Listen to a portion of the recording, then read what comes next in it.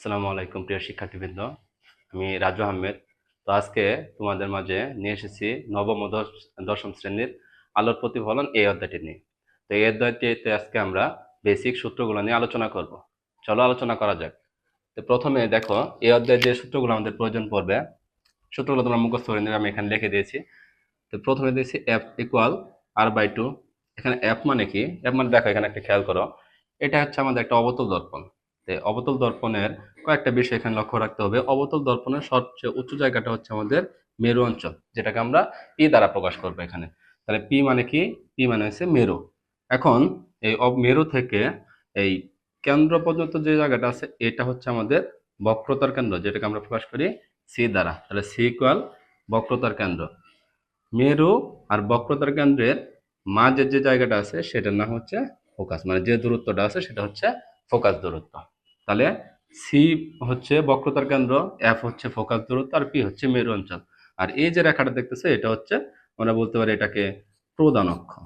প্রধান অক্ষ অক্ষ আচ্ছা।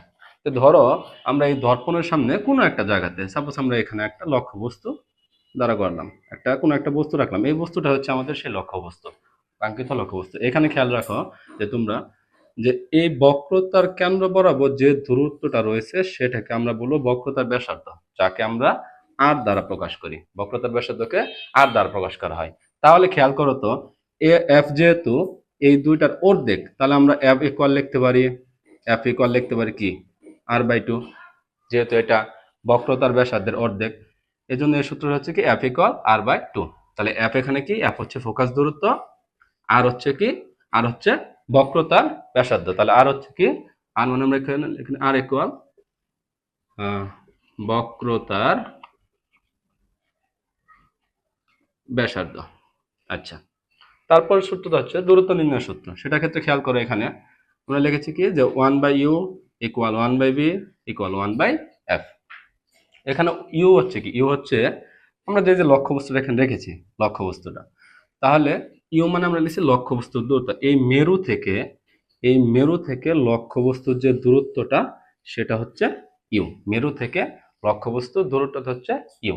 আবার ভি মানে কি লিখেছি? ভি হচ্ছে প্রতিবিম্বের দূরত্ব। ধরো আমাদের এই লক্ষ্যবস্তুর একটা প্রতিবিম্ব গঠিত হবে। লক্ষ্যবস্তুর কারণে আমরা প্রতিবিম্ব সম্পর্কে পরে দেখবো। আবার তুমি না যে এই লক্ষ্যবস্তু একটা প্রতিবিম্ব আছে, সেই মেরু থেকে প্রতিবিম্বের দূরত্ব হচ্ছে কি? বি। আর এফ মানে আমরা কিছুক্ষণ আগে শিখলাম, এফ মানে হচ্ছে ফোকাস দূরত্ব। তাহলে 1/u equal 1/v equal 1/f। এখন এই সূত্র দেখো, এম হচ্ছে কি? এম হচ্ছে বস্তু বিবর্ধন। তাহলে বিবর্ধন এর সূত্রটা কি? দুটো সূত্র আছে এখানে, যে একটা হচ্ছে -b/u, একটা হচ্ছে m ইকুয়াল l/l'। এখানে b মানে তো আমরা কিছুক্ষণ আগে শিখলাম, b মানে হচ্ছে প্রতিবিম্বের দূরত্ব। আর ইউ মানে কি শিখলাম? ইউ মানে শিখলাম আমরা লক্ষ্যবস্তুর দূরত্ব। তাহলে এই দুটা কি? এই দুটো, এল মানে হচ্ছে বস্তুর দৈর্ঘ্য। এই যে আমাদের লক্ষ্যবস্তুটা আছে, এই লক্ষ্যবস্তুর দৈর্ঘ্য হচ্ছে এল, আর এল প্রাইম। এই লক্ষ্যবস্তুর প্রতিবিম্ব যেখানে গঠিত হবে, সেই প্রতিবিম্বের দৈর্ঘ্যটা হবে এল প্রাইম। তাহলে দুই ক্ষেত্রে ব্যবহার করব। যখন আমাদের দূরত্ব দেওয়া থাকবে সেই ক্ষেত্রে আমরা এটা ব্যবহার করব, যখন আমাদের বস্তুর দৈর্ঘ্য দিয়ে দিবে সেই ক্ষেত্রে আমরা ব্যবহার করব এটা। আশা করি সবাই বুঝতে পেরেছো। যে পরবর্তী ভিডিওতে আমরা আলোচনা করব কিভাবে আমরা অবতল দর্পণ থেকে বিভিন্ন ধরনের প্রতিবিম্ব গঠন করতে পারি। আসসালামু আলাইকুম।